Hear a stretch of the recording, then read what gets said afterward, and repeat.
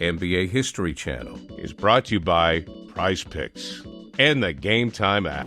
Far be it for me to agree with everything Scottie Pippen says. I rarely agree with much of what he says, but in this case, I think he's mostly right.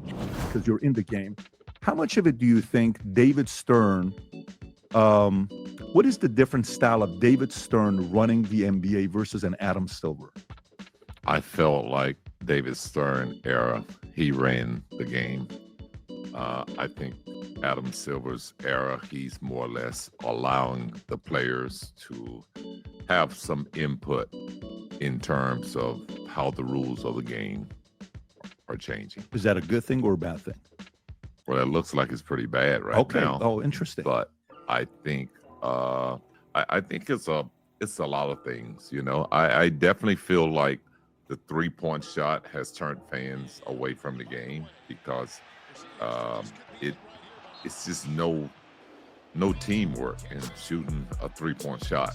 There's no teamwork in coming down and taking a shot from behind the 3-point line. But there's teamwork in coming down and executing a play. Everybody touches the ball and you get a bucket out of it, whether it's a 2 or a 3. It continues to be a battle between what is the problem with the NBA ratings. Is it too much 3-point shooting? Is it the way the game is being marketed? The way the rules are being positioned?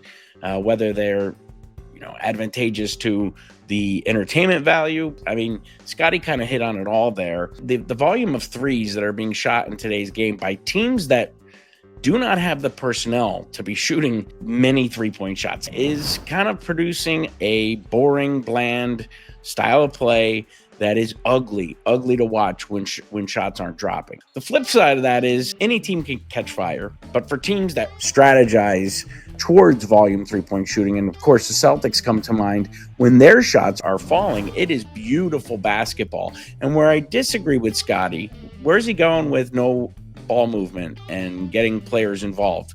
When the 3-point shots are falling and the game's being played correctly to generate those open shots, there's a lot of action going on off ball and a lot of ball movement. Like, watch the Celtics when they are at the height of 3-point dominance.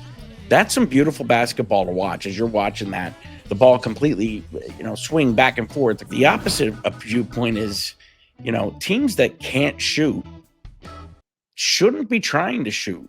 Where Scottie kind of goes off on a tangent about ball movement and, everybody getting involved. And I think it's a pretty common take with the legends to have. I don't necessarily see that so much.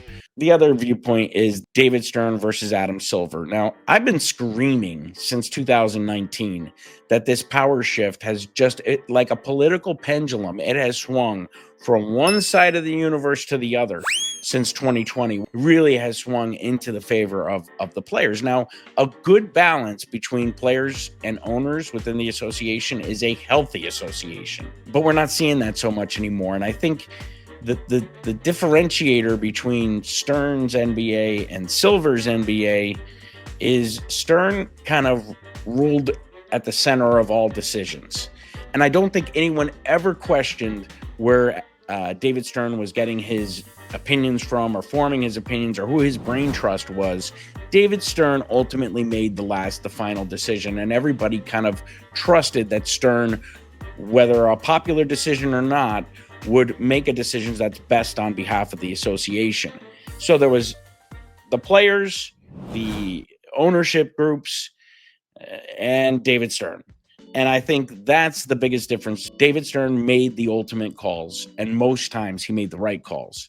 Whereas in today's NBA, players do have more input. And I'm not against player empowerment. These are the best athletes in the world and some of the hardest working people in the world. But at the same time, there has to be a balance that exists because fans are too smart. I think ultimately with this latest ratings crisis and a lot of the public sentiment or discourse forces Adam Silver to a certain extent to take a look at how he is managing the league today. I mean, it forces him to really take a look at it. And I think it's going to be very interesting to see how rule changes may come into effect over the next couple seasons to really, and I think sooner rather than later, I think we're already seeing subtle tweaks in season rule changes. Good to see Scottie Pippen out making the rounds again.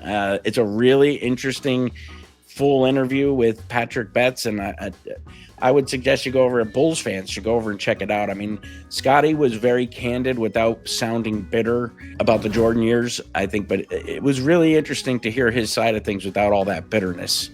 Anyway, I'm Nick Gelso, CLNS Media. Follow me at CLNS_Nick. And don't forget, tonight is Warriors Celtics on Martin Luther King Day. Tip-offs 5 p.m. CLNS Media will have full post-game coverage live immediately following the game. I might jump in. Depends on what happens in the game. NBA History Channel is brought to you by Prize Picks and the Game Time app.